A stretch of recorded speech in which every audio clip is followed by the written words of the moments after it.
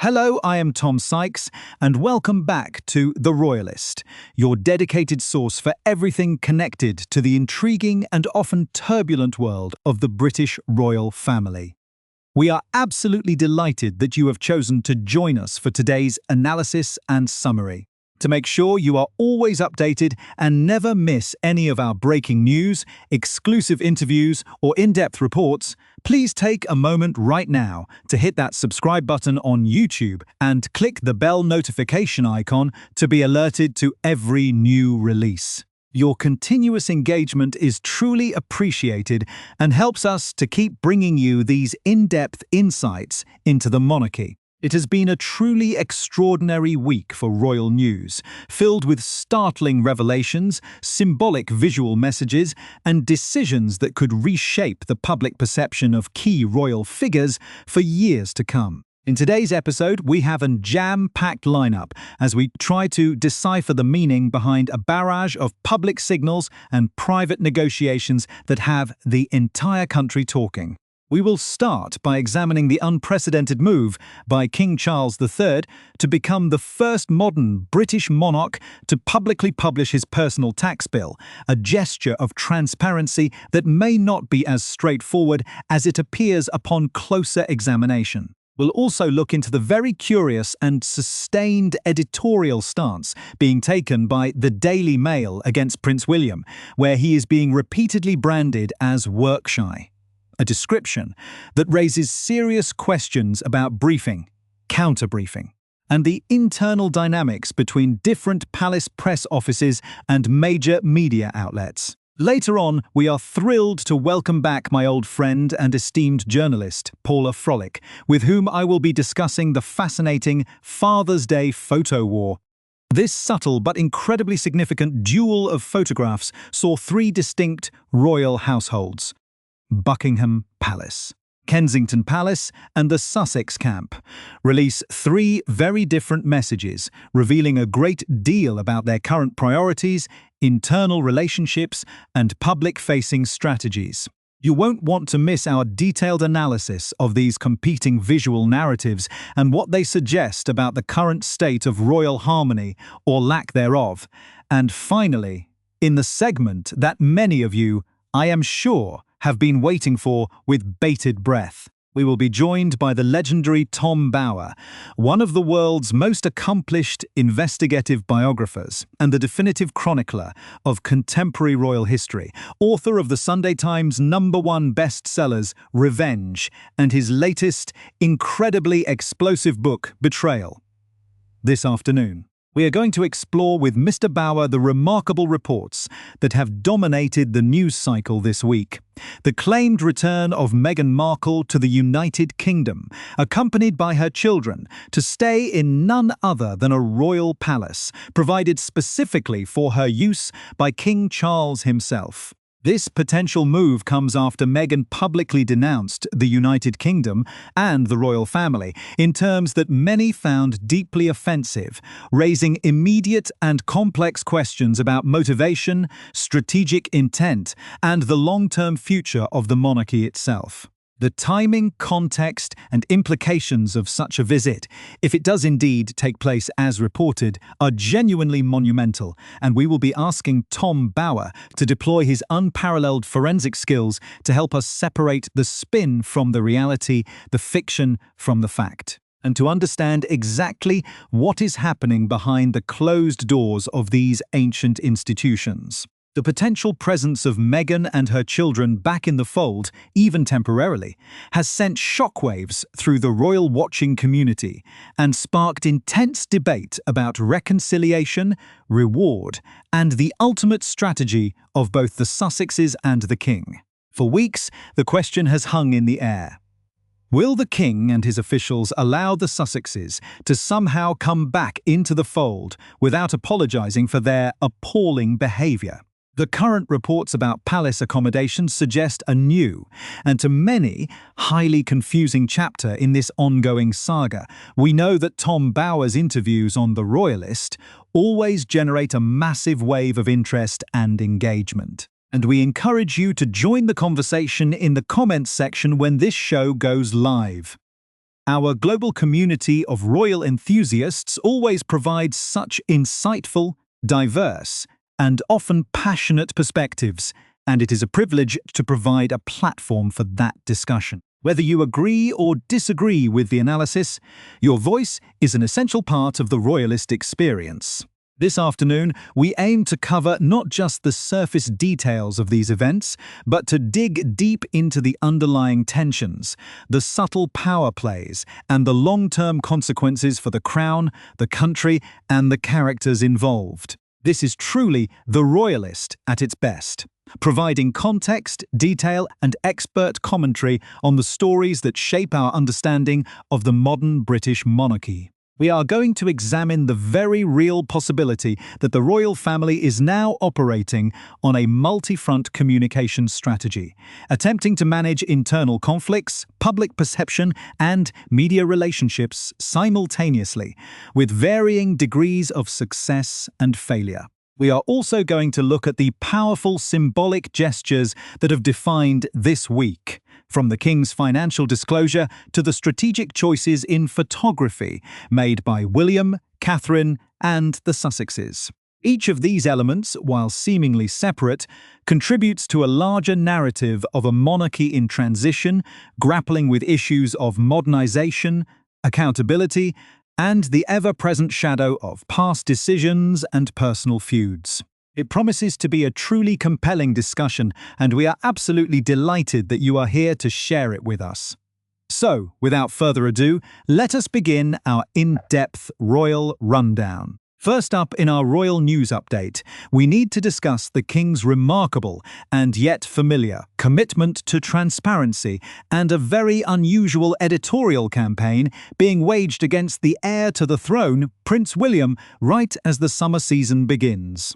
Let us begin our deep dive into the royal news update by examining the highly anticipated publication of the King's financial accounts.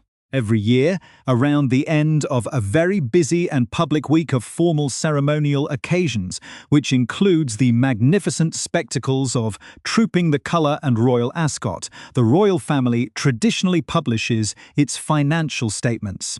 In the past, this was a highly strategic piece of timing.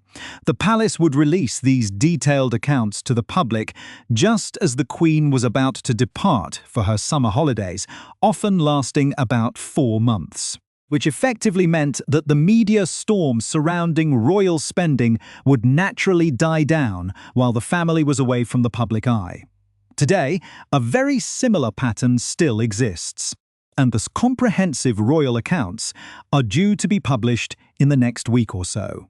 However, this weekend we have seen some significant pre-briefing from the palace, flagging that King Charles III is set to become the very first British monarch in modern times to publicly disclose his personal tax bill.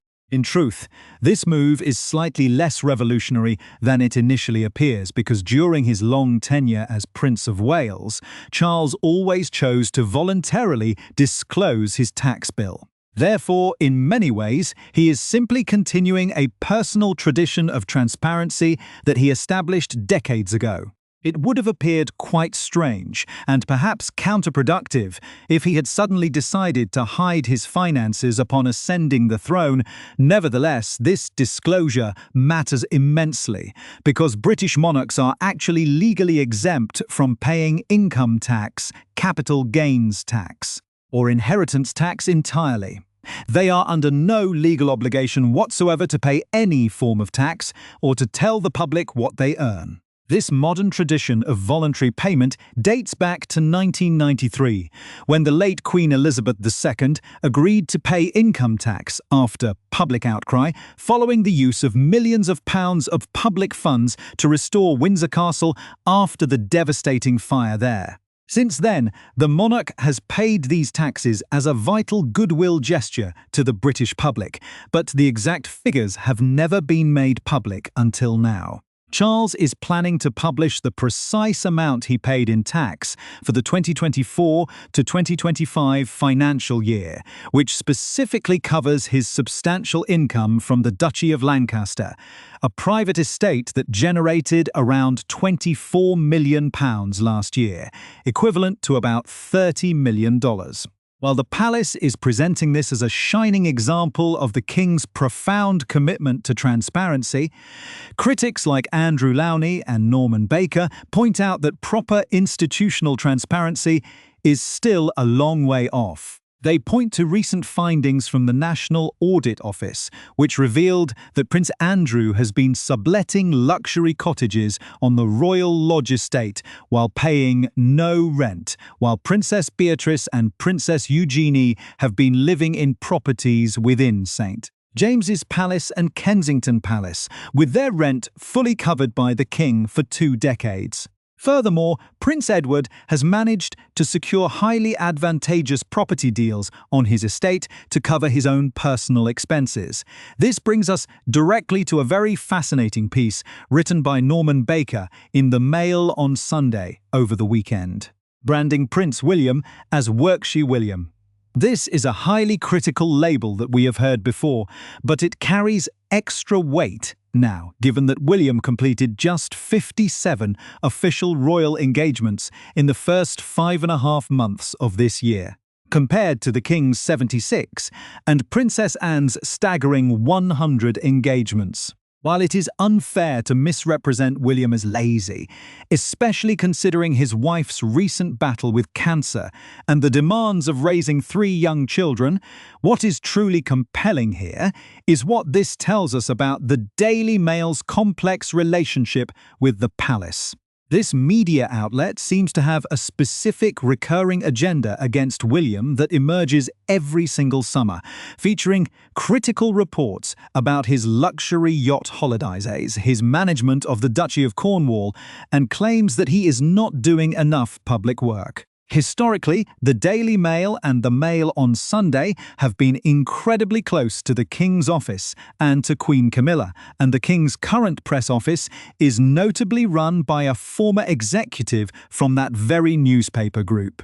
This dynamic heavily reflects what Prince Harry described in his autobiography Spare, where he detailed how different royal households frequently brief the media against one another to elevate one royal figure while tearing another down. William is notoriously less willing to play the traditional media game of trading access for favorable coverage, refusing to participate in cozy, unauthorized briefings, which has clearly created a confrontational relationship with certain sections of the press.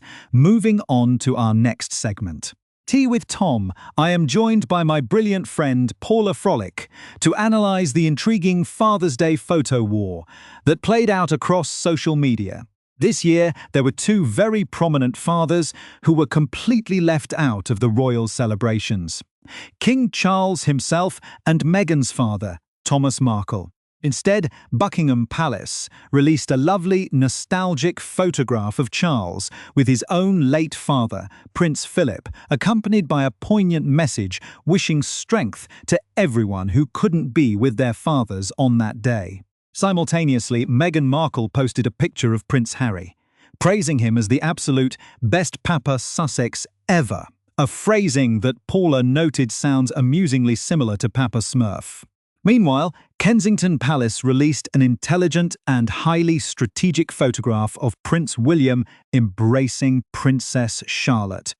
This image, taken by a professional photographer after the Trooping the Colour ceremony, showed William in his full Welsh Guards uniform. It was a deliberate departure from the casual family-snapped photos of the past, especially after the major Photoshop controversy a couple of years ago. The image sent a powerful message of stability, formality, and continuity, reassuring the public that the future of the monarchy is in safe. Steady hands amidst the ongoing chaos elsewhere. The contrast between the Kensington Palace photograph and the one released by the Sussexes could not be sharper. Meghan's photo of Harry was entirely predictable, featuring a caption about how lucky the children are to have him, but keeping the faces of Archie and Lilibet completely hidden from view. This continuous hiding of the children's faces has backed the Sussexes into a very challenging corner, deliberately creating what marketing experts call a curiosity gap to maintain commercial interest. In stark contrast, William and Catherine have always carefully released clear, controlled images of their children to completely destroy the financial market for invasive, illegal paparazzi photos. While some royal commentators believe that Meghan and Harry might finally show their children's faces this summer during their reported trip to the United Kingdom, it seems highly unlikely.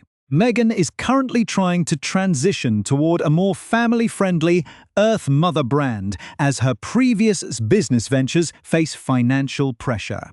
Under current tax laws, a business can lose money for 5 years before losing its massive write-off status, giving her about 2 more years to pivot away from failed brands. If she launches a family-oriented venture, we will undoubtedly see much more of her children, but using them for a calculated public revelation during a high-stakes trip to the United Kingdom would open the couple up to severe accusations of cynicism. There are conflicting media reports, with some outlets claiming the king will be far too busy to meet his grandchildren and others asserting that a private meeting is absolutely on the schedule. While a private reunion will almost certainly take place, the chances of a public photograph being released are incredibly slim, as the palace remains deeply fiercely protective of its image and highly resistant to anything that could be seen as merchandising the monarchy. Now it is time to welcome our royal insider, the celebrated investigative journalist and biographer Tom Bower, whose latest masterpiece, Betrayal, has hit the absolute top of the Sunday Times bestseller list, following his previous forensic triumph, Revenge. His work has been widely praised across the publishing world for its explosive, brutal, and deeply detailed examination of the contemporary monarchy, acting as a definitive takedown of the House of Sussex at its most fragile public moment yet. As the title of his latest book makes abundantly clear, the story of Harry and Meghan is fundamentally a narrative of deep betrayal, outlining the numerous ways they have systematically and ruthlessly attacked the royal institution. When we look at the current reports surrounding their imminent trip to the United Kingdom, where it is claimed they will be given accommodation inside a royal palace, the central question that mystifies observers is why they are so desperate to return to a society and an institution that they have previously branded as cruel, snobbish, and fundamentally racist. According to Tom Bower's forensic analysis, their motivations can be summarized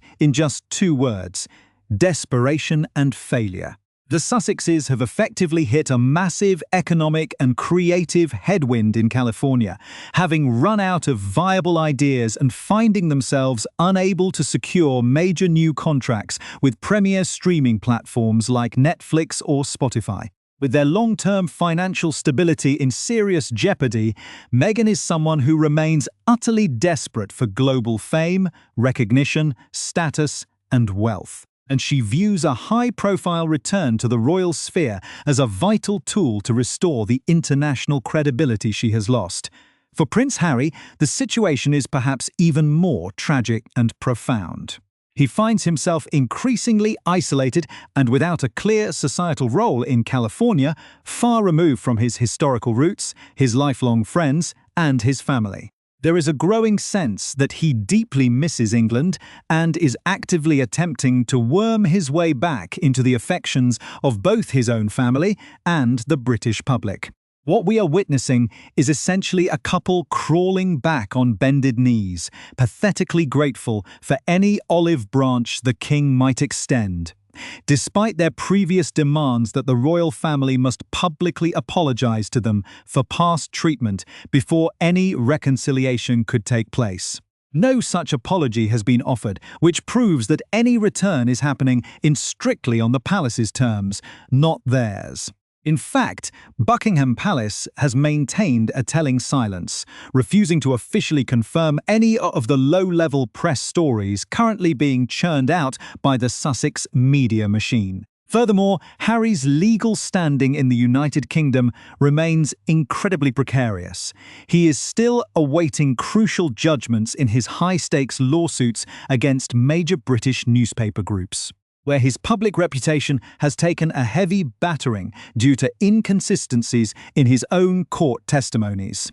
The royal family is undoubtedly waiting to see how these legal battles conclude before granting any official platform to a couple whose public narratives have been repeatedly exposed as deeply dishonest and manipulative. The potential damage of providing them with any sort of renewed royal platform cannot be overstated. The false assertions made by Meghan in past global interviews caused immense reputational harm to the monarchy worldwide, and Harry's autobiography, Spare, committed what many consider to be ultimate treachery against King Charles, Prince William, and Queen Camilla.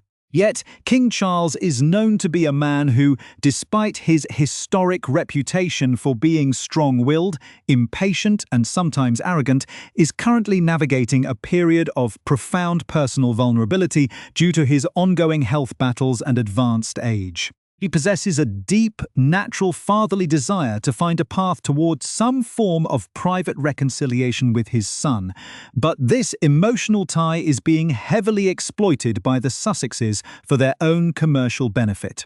We have already seen them undertake self-styled royal tours to countries like Nigeria and Colombia, where they deliberately paraded themselves as official representatives of the crown, using the events to promote luxury brands and secure commercial commissions. Their upcoming visit to the United Kingdom is ostensibly tied to the preliminary preparations for the Invictus Games in Birmingham, an event for wounded veterans that critics argue has increasingly been transformed into a highly commercialized platform for Meghan's personal fashion displays rather than the sporting achievements of the service personnel. The palace faces an incredibly delicate challenge in ensuring that the Sussexes are completely prevented from exploiting this trip for commercial glory or presenting themselves as working members of the royal family within Britain itself. While a private, strictly unphotographed meeting between the king and his grandchildren may take place behind closed doors, any public display of unity or official photo opportunities must be fiercely resisted. Granting the Sussexes a public, symbolic victory would be viewed as a catastrophic mistake, generating widespread resentment among the British public and causing a severe rift with Prince William and Princess Catherine, who have borne the brunt of the couple's public attacks. The future of the monarchy depends heavily on maintaining institutional integrity, especially at a time when public support has shown a measurable decline due to various royal scandals.